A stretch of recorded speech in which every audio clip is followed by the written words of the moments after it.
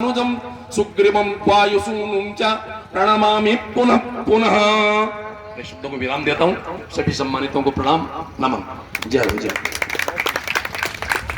बहुत ही सुंदर ढंग से पूज्य आचार्य श्री ने आप लोगों को कम समय में बहुत सुंदर ब्रह्म की व्याख्या का निरूपण किया, वो भी गिनती के माध्यम से। दो ही शब्द में रा और मा में ही 108 संख्या को पूर्ण बताया।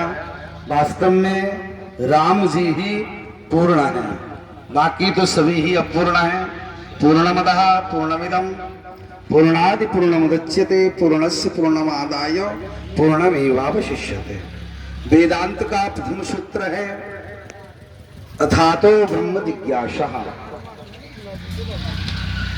और वेद में भी आया है। यजुर्वेद का 1975वां मंत्र है।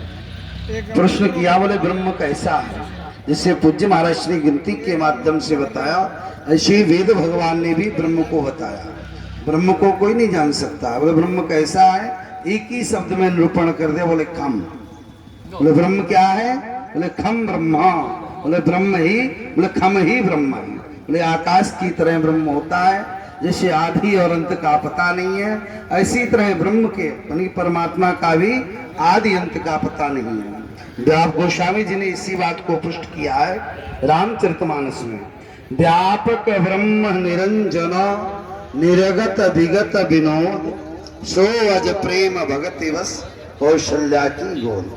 वही निश्चिम परमात्मा भी, जिसके आदि अंत का पता नहीं, जो निश्चिम है, वह भी ससीम हो जाता है। कैसे?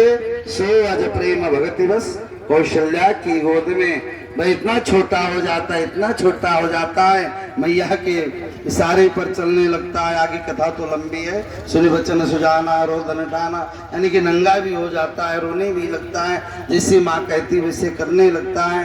वह व्यापक ब्रह्म भी प्रेम के वशीभूत होकर के छोटा हो जाता है। इसलिए कहा जाता है प्रेम ही परमात्मा है, परमात्मा ही प्रेम है।